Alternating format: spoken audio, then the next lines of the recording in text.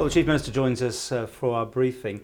It's been quite a week with so many announcements, so many places now that the stealth charges, as a lot of people are putting it down, it's, you're now going to put up everything and anything. Well, the changes which have been with us now for quite a number of years have moved on to the Department of Infrastructure, and they've been asked to make, by Treasury, savings in this financial year of around £5 million. Now, I think they've been able to find a substantial saving within the department generally, but it has also meant that certain parking charges in particular have had to be reviewed, and that will generate another £500,000 saving for the department, which will put them closer to the target that they've met. But it's not easy. It's going to be an exceptionally challenging year for the department, but we hope this will be the last major change of this nature that we announce. Parking, of all things, is one of those ones that it's almost impossible to touch without setting off a lot of people. In fact, the social media has gone crazy on some of the sites about this. I mean, even at the airport, you tried it a year ago to change things, and you had to sort of backtrack. I know that was under Mr. Cretney and whatever, but yes, this is not going to be pleasing anybody, is it? No, I fully accept that, and we don't do this lightly at all. We are in still a very challenging and challenged position to rebalance our budget in time.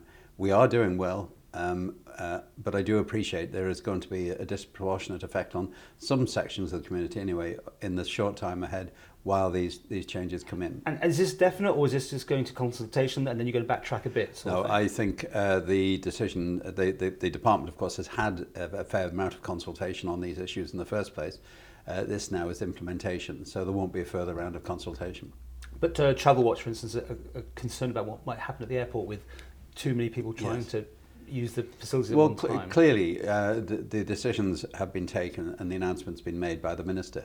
But if we find that it's not working in that context, then clearly the Minister will review the situation, and we'll need to see if we need to do anything else.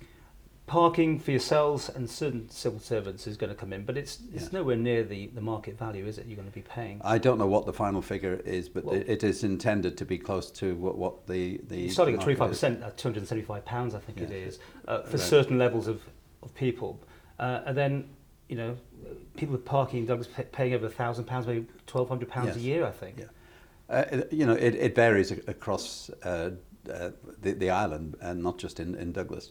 But our ambition as a government is to be as fair as we possibly can.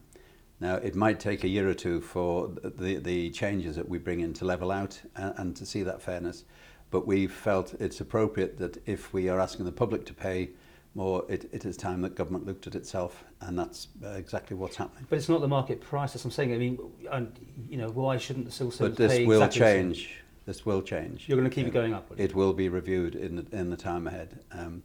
But we are trying to be fair. We're trying to be open and honest with people. And I know I keep repeating myself, but we have lost a third of our income. But you're saying you're almost balancing though now. So we are, and if we achieve this and the savings that we've anticipated from the Department of Infrastructure, we will have the budget balanced by February of next year. That's a massive achievement. It's a year earlier than we expected. So when you made this announcement, these were the things you were still to announce to the public. So you've actually kind of said you're going to do it, and then now you're going to try and find the money. Well, if you think back right to the start of this administration, 3 years now, I made it very clear that we were in for a very difficult 5 years. There would be some very painful, unpopular, in some cases unpleasant decisions that we have to make.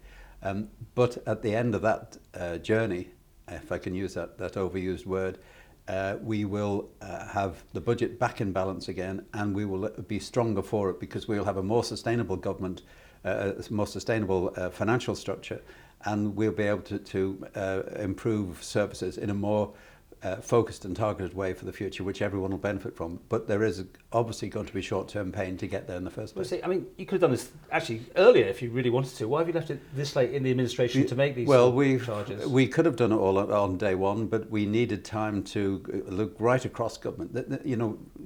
Don't forget that this has never been done before. We're looking at every aspect of government. The scope of government started the work. Every department has been charged to look at the way it delivers its services, how it charges for its services.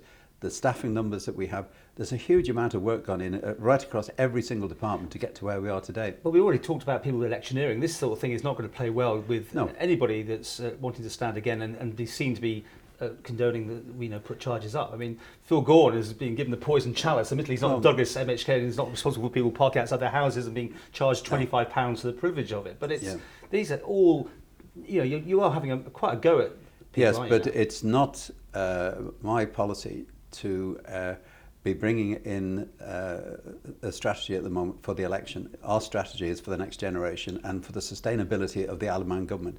I am not a fan of populist politics at all. I believe government has to make difficult decisions at times. It has to do that in the light that it is going to be unpopular. But it is for the greater good of the island in the next few years. We will get the benefit from it in due course. Is this it? Is there any more to come out? At the moment, I think the worst has passed. That's not quite what I asked, though. No, but I can't be sure. A lot will depend. If the figures that we have at the moment are delivered in February and we do manage to balance the budget, then that will take a lot of pressure off us. If, for whatever external reasons, we do fall short, then there may need to be other measures. I can't be absolutely categorical at this stage. But we will be doing our best once we know that the books are going to be on the right side again to ensure that there are no unnecessarily harsh changes in the future. And this has all been accepted in this very room. Coman is on board, therefore, yes. You're taking responsibility as a collective on this one. Absolutely. This is a government policy.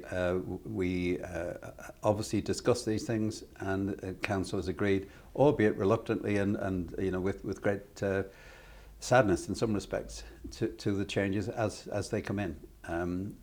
I obviously, as Chief Minister, accept responsibility for it. Again, it's not something that gives me any pleasure whatsoever, but I do believe it will ultimately lead to a sustainable government which will benefit everyone in the long term.